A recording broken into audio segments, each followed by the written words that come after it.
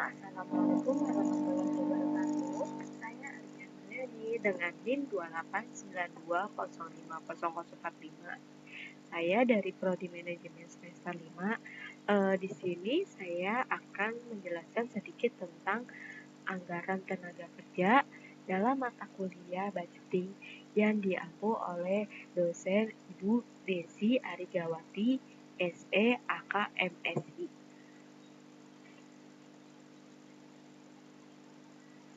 Pengertian anggaran tenaga kerja. Anggaran tenaga kerja adalah anggaran yang merencanakan secara lebih terperinci tentang upah yang akan dibayarkan kepada tenaga kerja langsung selama periode yang akan datang. Jadi anggaran tenaga kerja ini ibaratnya upah yang kita bayarkan kepada tenaga kerja pada setiap bulannya atau tergantung dari perusahaan. Biasanya anggaran ini dikeluarkan oleh bagian finance untuk dibayarkan kepada pekerja. Manfaat anggaran tenaga kerja. Manfaat anggaran tenaga kerja bagi perusahaan ialah untuk mengetahui penggunaan tenaga kerja secara lebih efisien, dapat mengatur biaya tenaga kerja secara lebih efisien, dapat menghitung harga pokok secara tepat, dan dapat dipakai sebagai alat pengawasan biaya tenaga kerja. Jadi di sini ada beberapa manfaat yang menjadi anggaran tenaga kerja. Jadi manfaat ini memang perlu digunakan dalam sebuah perusahaan supaya kita bisa mengetahui anggaran apa aja sih yang kita harus bayarkan supaya tidak terteter oleh biaya-biaya lainnya. Jadi makanya kita harus mempunyai manfaat untuk anggaran tenaga kerja tersebut. Faktor-faktor yang mempengaruhi anggaran tenaga kerja. Kebutuhan tenaga kerja ditentukan oleh volume produksi, sedangkan volume produksi ditentukan oleh volume penjualan. Jadi kebutuhan tenaga kerja ini ditentukan oleh produksi. Ketika produk misalnya kita di PTA itu kita memproduksi sebuah ban dan permintaan bulan Agustus kemarin misalnya lagi banyaknya permintaan dari konsumen, maka PTA ini harus mencari tenaga kerja yang lebih banyak supaya bisa cepat selesai apa yang diminta oleh vendor atau konsumen. Jadi memang kebutuhan kerja ini kita harus prediksi karena ini bisa menjadi acuan dalam produksi kita. Yang kedua, teknologi produksi. Jika perusahaan menggunakan teknologi produksi padat karya atau teknologi sederhana, maka kebutuhan tenaga kerja relatif banyak. Sedangkan jika perusahaan menggunakan teknologi padat modal, teknologi canggih, maka kebutuhan tenaga kerja relatif sedikit. Ya, misalnya kayak teknologi sederhana nih, misalnya kita masih kayak produksinya itu masih menggunakan tenaga manusia, maka tenaga manusia kita ditambah, kita harus mencari orang lagi. Kalau memakai mesin, otomatis kita tidak perlu repot-repot untuk mencari orang lagi untuk memproduksi barang kita. Istilah yang berkenaan dengan anggaran biaya tenaga kerja. Jenis tenaga kerja yaitu tenaga kerja intelektual, tenaga kerja yang dalam penyelesaian pekerjaannya dominan menggunakan tenaga pikiran atau menggunakan otak-wahnya, bukan didasari keterampilan, seperti manajer dan staf atau ahli atau analis dan lain-lain. Tenaga kerja fisik, tenaga kerja yang dalam mengerjakan pekerjaan dominan menggunakan tenaga fisik seperti buruh dan supir. tenaga kerja langsung atau direct labor, yaitu tenaga kerja secara langsung berperan dalam proses produksi atau produk yang dihasilkan. Sifat tenaga kerja langsung yaitu tiga, besar kecilnya biaya sangat tergantung pada tingkat kegiatan produksi. 2. Merupakan biaya variabel. Dan yang ketiga, merupakan tenaga kerja yang kegiatannya langsung dapat dilakukan dengan produk akhir, terutama dalam penentuan harga pokok. Tenaga kerja tidak langsung atau indirect labor, yaitu tenaga kerja yang secara tidak langsung berperan dalam proses produksi dan biayanya dikaitkan dengan biaya overhead basic.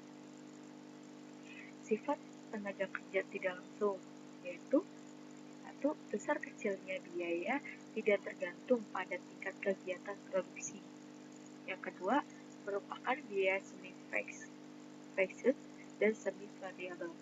Artinya, biaya ini mengalami perubahan, tetapi tidak sebanding dengan tingkat perubahan kegiatan produksi. Dan ketiga, tempat kerja tenaga kerja tidak langsung. Ini tidak harus di dalam pabrik, tetapi dapat di luar pabrik. Penyusunan anggaran tenaga kerja. Kebutuhan tenaga kerja yang diperlukan untuk menghasilkan produksi yang telah dianggarkan pada anggaran produksi. Kebutuhan teknologi yang dipergunakan dalam proses produksi, apakah dengan padat karya atau padat modal. Yang tadi yang kita telah jelaskan, padat karya itu misalnya kita membutuhkan banyak karyawan, dan padat modal itu kita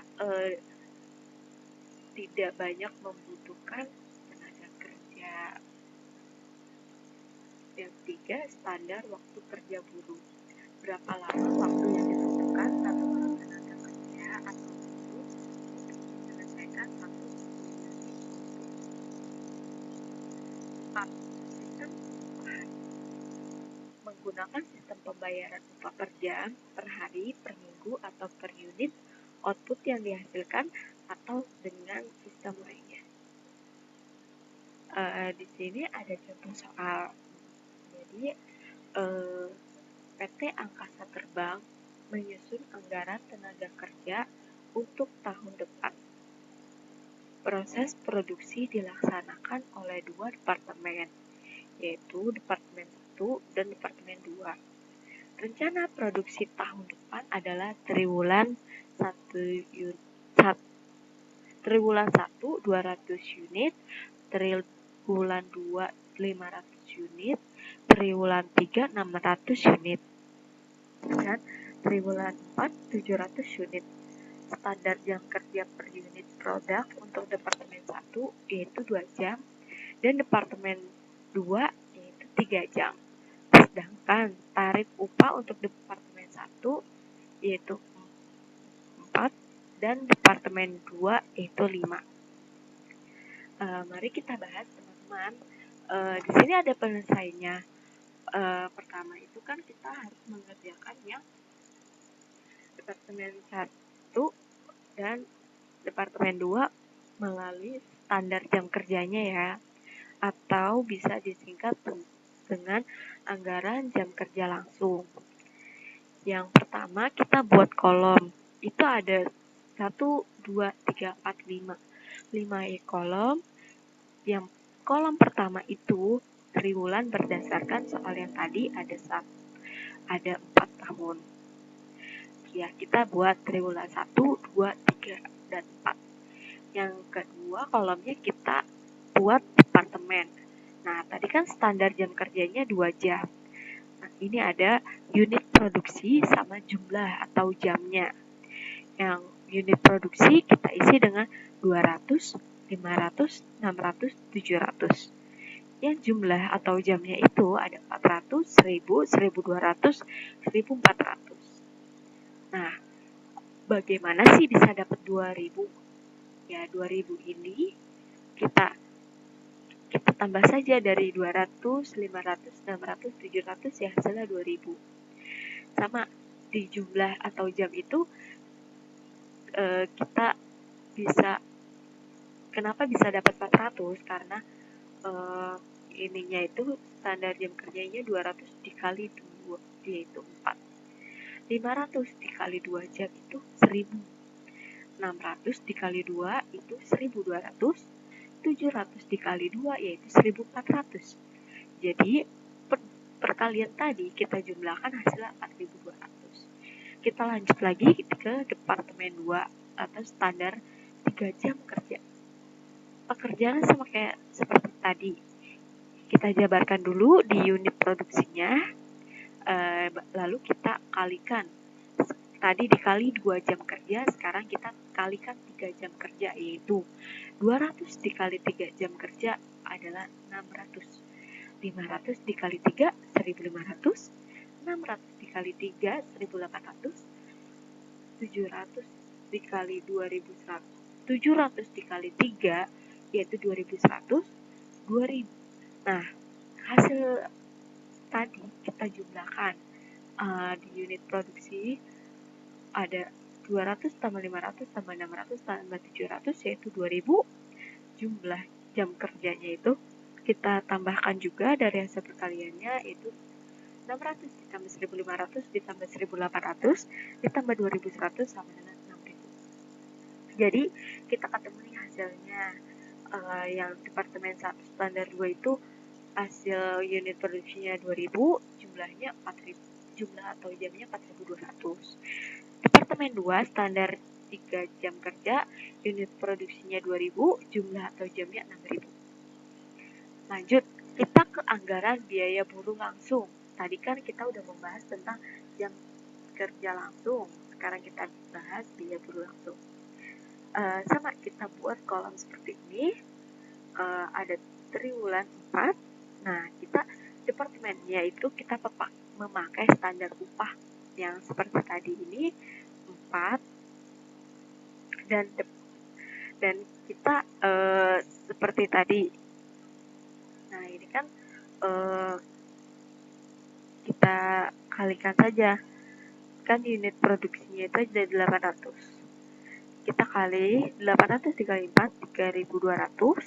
1000 dikali 4, 4000. 1200 dikali 4, 4800. 1400 dikali 4 yaitu 5600. Nah, kayak tadi kita di unit produksinya kita jumlahkan dari 800 tambah 1000 tambah 1200 tambah 1400 yaitu 4400. Dan di jumlah atau rupiahnya itu kita tambahkan dari 3200, 4000, 4800, 5600 menjadi 17600. Lanjut ke departemen 2 dengan standar upah 5 rupiah. Itu ada unit produksinya itu 1200 dikali 5 yaitu 6000. 1500 dikali 5 7500. 1800 dikali 5 9000. 2100 dikali 5 yaitu 10.500. Nah, kita seperti tadi unit produksinya kita jumlahkan menjadi 6.600 dan jumlah rupiahnya kita jumlahkan menjadi 33.000. Jadi ini ada beda ya antara hitungan jam kerja dengan biaya buruh langsung. Jadi kita bisa lihat di sini kita membuat tabel dulu, kita rincikan seperti ini, lalu kita bisa menghitungnya. Ya, terima kasih atas penjelasan dari saya. Apabila ada kata yang salah, mohon dimaafkan. Wabillahi taufiq wa hidayah. Wassalamualaikum warahmatullahi wabarakatuh.